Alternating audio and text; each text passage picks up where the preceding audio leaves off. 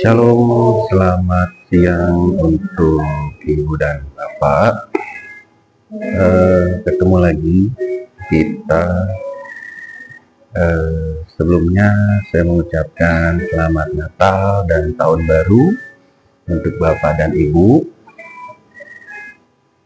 Dan saya yakin di tahun yang baru ini Tuhan akan lebih buka jalan, asalkan kita tetap fokus dan tetap beriman kepada Tuhan Yesus, karena hanya kepada Dia tempat kita meminta dan tempat kita mengadu.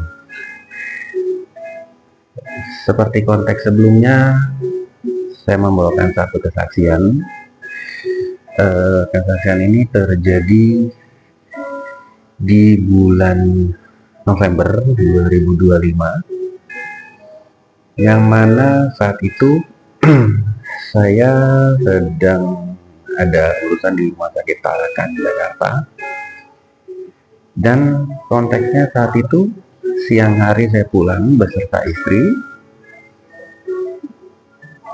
Di tengah jalan saya tersadar bahwa dompet saya hilang. Nah, di saat itu saya bilang kepada istri saya, dompet saya ini hilang, surat-surat nggak ada, semua nggak ada, uang pun yang di dalam situ pun ya nggak ada, semua ATM pun nggak ada. Nah, logikanya bahwa ini kota Jakarta, kota besar, yang mana apapun yang hilang itu biasanya sulit untuk kembali lagi, apalagi sebuah dompet. Karena dulu juga saya biasa kalau kehilangan dompet memang nggak kembali lagi. Nah, cuma di saat itu saya hanya berdoa. Saya bilang, Tuhan,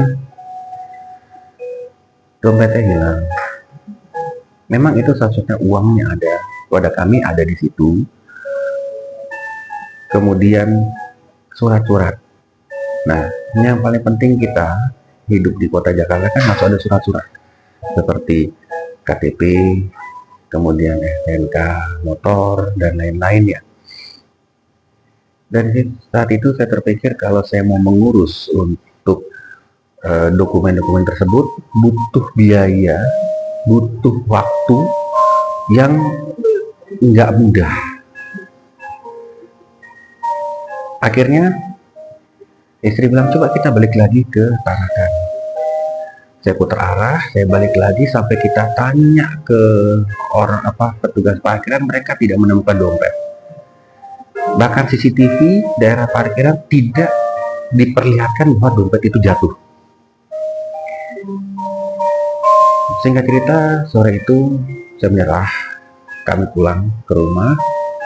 Saya bilang ke istri saya, apa maksudnya Tuhan?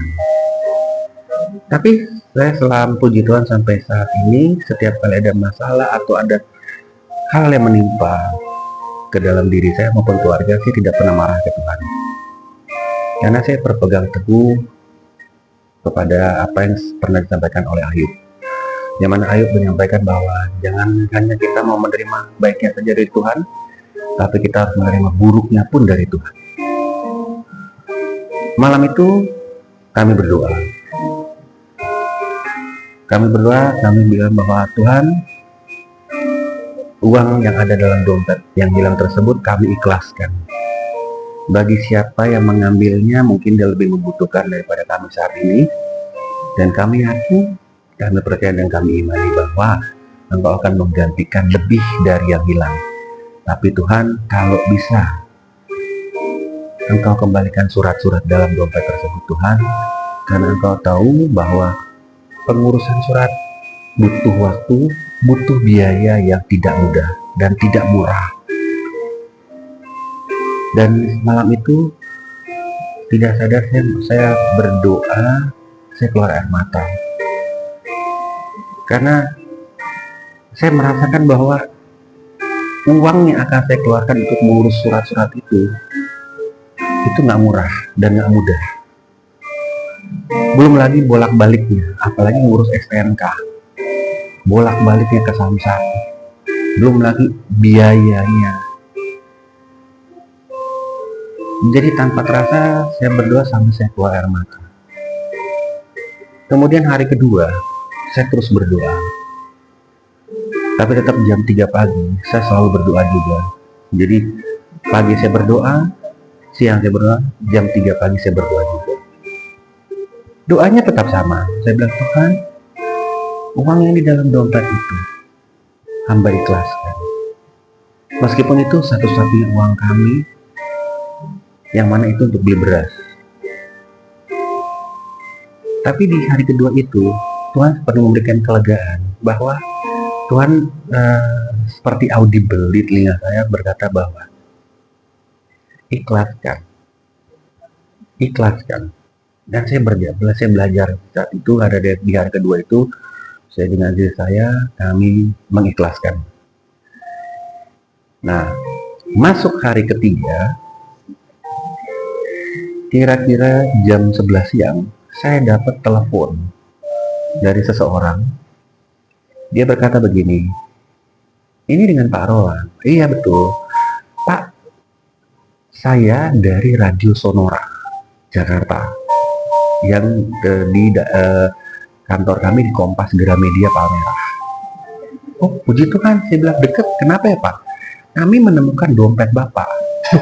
Saya kaget saat itu. Saya kaget, dan dia bilang kronologinya, ada seorang ibu-ibu yang mengantarkan kepada kami, tapi agak aneh deh Pak. Bapak bisa kesini nggak? Oh, saya bilang boleh. Nah, waktu dia bilang agak aneh, saya berpikir apa yang aneh ya. Nah, akhirnya sepanjang sore itu, karena saya masih ada kesibukan di luar, saya telepon istri saya. Saya bilang, dompetnya ditemukan, tapi katanya ada satu keanehan. Akhirnya istri saya bilang, yaudah nanti jam 6 kita ke sana. Oke, baik.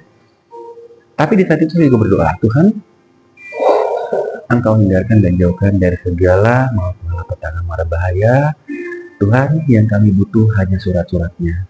Kami sudah tidak mengharapkan isinya. Karena kalau ada orang yang mengambilnya yang lebih membutuhkan daripada kami, silakan orang itu untuk mengambilnya. Singkat cerita, pada jam 6 sore, saya dengan istri saya, kami berangkat ke Radio Sonora di daerah Kompas Gramedia Palmerah.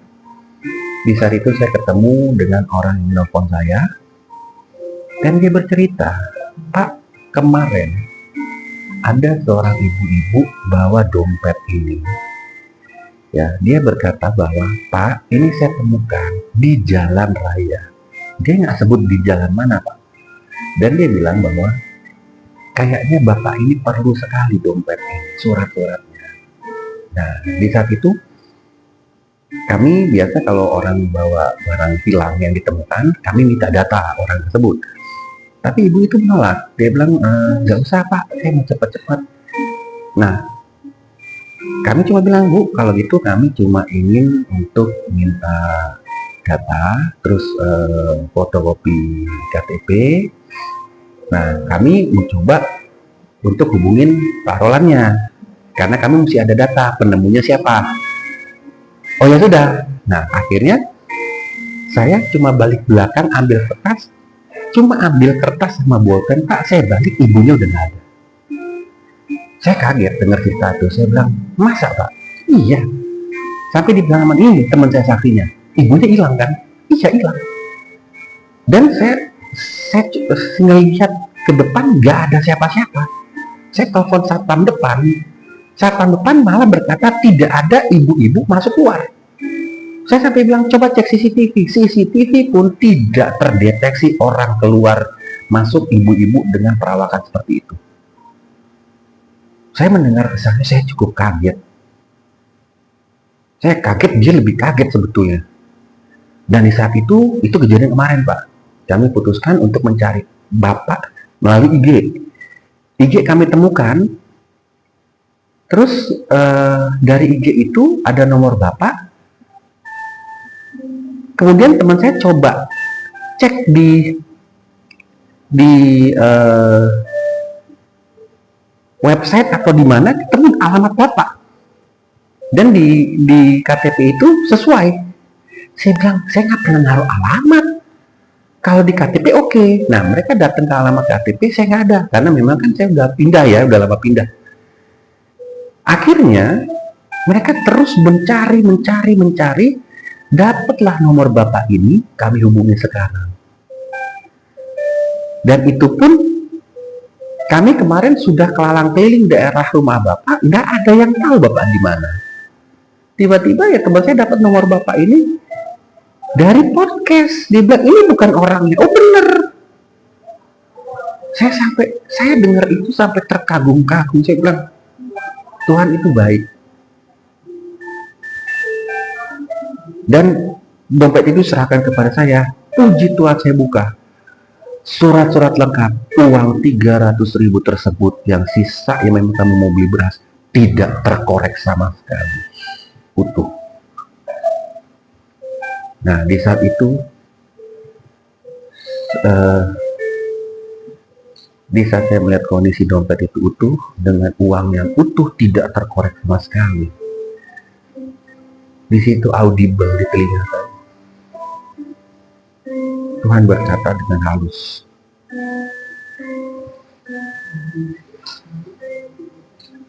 doamu aku dengar, dan aku mengirimkan malaikatku untuk mengembalikan dompet itu. Itu nyata di telinga saya.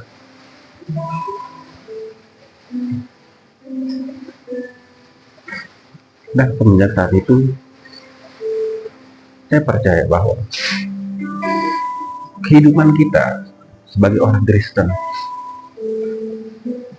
kita harus bersyukur bahwa Tuhan kita adalah Tuhan yang hidup. Di saat kita berteriak dengan sungguh-sungguh, fokus, dan berani mengikhlaskan, di saat itu Tuhan dengar. Bahkan Tuhan memerintahkan malaikatnya untuk menemukan dan mengembalikan utuh, tidak kurang suatu apapun. Dan kejadian itu saya teringat kisah dalam Alkitab.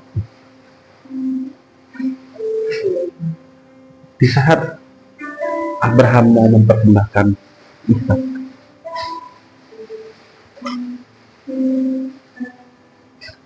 Tuhan menguji